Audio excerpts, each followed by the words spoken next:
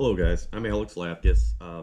Today, I was just going to kind of talk a little bit about kind of an evolution of it fly tying, my own personal fly tying, kind of give everybody an idea where I started to get to where I'm at now with the flies I'm running. Um, Might provide a little insight on design and some of the influences and stuff like that. And it'll kind of make sense to you why I'm running what I'm running now. Um, it was 15, 20 years, probably closer to 20 years ago. It all started here. This was a Mark Sidati Slammer. Tied these for striped bass. Great flies. We had them bigger, 7 inches. You can see the weight underneath there. You know, he used to weight them along the bend too. Phenomenal fly. The action on it, kick side to side, beautiful with the feathers. Awesome. I cannot replicate them tying. I don't know hardly anybody who can. I love this fly, and we've caught a lot of fish on them. The issue became with these is they only swam good with this hook rig. You see, it's a big, heavy gauge hook in the front, pretty big one in the back. Great fly, but that hook became an issue. I was not hooking as many fish as I should. Most of them came on the back hook, so I had to do something different. So after playing with it a bunch, I was into this style, which is just two lighter wire hooks. I did the weighting in this. This one doesn't have weight on the hook wrapped, but for some reason this one swam incredible. This has actually caught two browns over, in that 27 to 29 inch range. One in Arkansas, one in Michigan, many years apart. This fly is old, 15 years maybe. It's worked great though. The issue with these type flies is getting them to swim consistently became difficult. I like the thinner profile. People have gone to different type heads now, where Andres is doing the deer hair and stuff like that. These were pretty straight, buck-tailed. It was very difficult to get consistent swimming action out of them, so we had to kind of go from there. But I've been fishing those a long time. Started going down to Arkansas and really started noticing the first year I was down there was 25,000 CFS. And we realized we had to add some lead on some of our stuff. So we were kind of running stuff like this, same baitfish with the lead eyes. And eventually that worked fine too, but eventually it just wrecked my shoulder. And I had to kind of switch. And then it kind of started changing because some new products came out.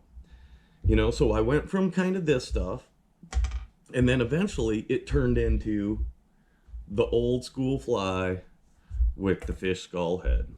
And that became one of our best producers, and that's really been the only, that's kind of where I've taken the two hook program for that flat bait fish at this point. It works great. Not much to it, easy to tie, and it'll catch a lot of fish. About the same time that those skull heads started coming out, so did the shanks. So then I started moving that shanked fly to like this, the two hook platform I had into the shanks. Now, look at that. I even put eyes on some of these. That's back when I really cared and thought it mattered. Man, this got those bucktails to all of a sudden swim consistently all the time. You got better kick. You got everything else out of them. I fish these. You can see the lead weight wrapped on the hook. That was something I learned from Mark years ago. Helps in action. Helps keel it. I fished these for a bunch of years. Caught fish on them. And then eventually I just got frustrated with this. And they foul. And they foul and foul and foul. And I missed some fish. And not as much missing fish as fouling. But I really wanted to get back more to about the two hook platform. I've fished these and I still fish them. But not as much anymore. I've kind of backed off the shank thing. So about that time when I was tying these, that's right when the shanks came out. Blaine came down to Arkansas. And, let's see. It was about the same time Blaine came to Arkansas to do some stuff with Dallies. And Tommy started bringing clients down for us to guide. And so Chad and I were guiding Tommy's clients. And Tommy was running a lot of the deer hair stuff then. And Blaine was running a lot of the round-bodied shank stuff. So, you start seeing some of that influence. I like sort of the round profile that like this that Blaine was tying. That's a big crafty changer. Big.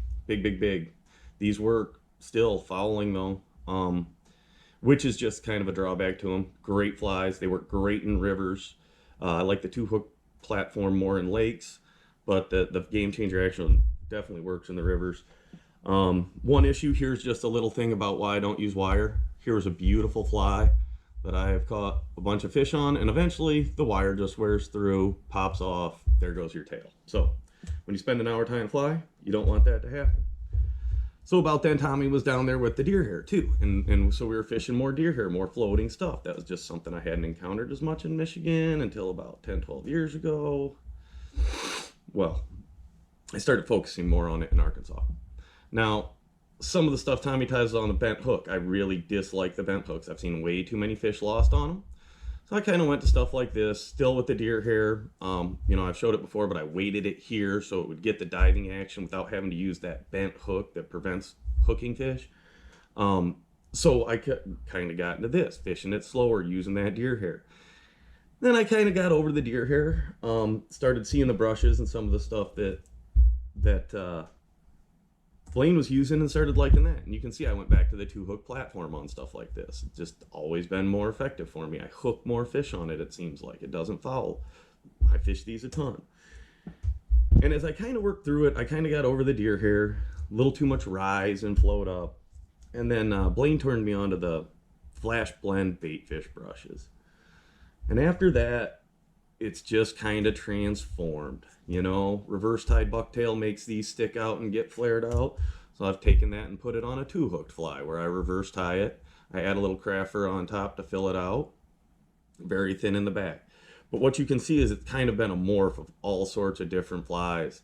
The couple advantages, and I fish this like all the time now, whatever. I got a bunch of other stuff, obviously, I run on occasion. But this kind of mixes it. What I'm able to do by reverse tying a lot of this buck hair up front with the crafter over is it keeps this rounder profile. I mean, this one's been sitting in my box for hell a year, and it still has a pretty good round profile. Back is really thin, so it kicks around. Incorporates the pusher head to get a little bit more action. It's neutrally buoyant, so it doesn't rise up. It'll just kind of hang in the water column. So I'm getting that out of it, and I don't foul because I'm on a 2-hook platform. It's one thing I really recommend, you know, if you're having issues with fouling or stuff, that 2-hook platform hooks a lot of fish. You'll get a lot of good action out of it. There's a time and a place for the shanks. I found myself using these more just because of easy use. In the grand scheme of things, it's about a fly you can get in and out as quick as you can and fish it well. These are lighter than about anything I fished. These had too much bucktail on them. They got to be a pain to cast.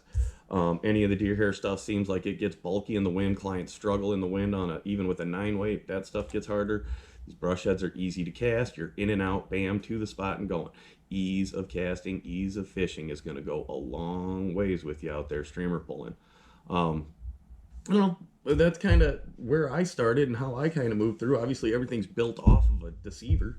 That's how all these are. They kind of started with Sidati stuff, was the first stuff I saw, and then working with other guys and just fishing around, it kind of evolved. And hey, that's what we're looking to do, guys. When you're tying, you know, it's see, no eyes. You know, eyes are arts and crafts stuff. You can make them as pretty as you want, but you don't need to. This was all tied out of function and how I'm going to fish the fly and what I want to do with the fly. It had nothing to do with, ooh, let me put these materials together and make this fly look fancy.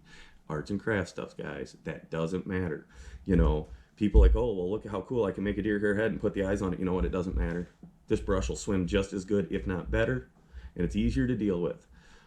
Easier to tie with, easier to use, everything. That's kind of the deal, guys.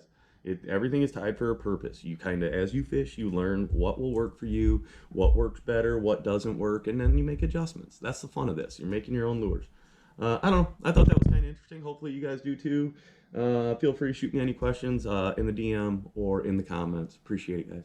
Thanks.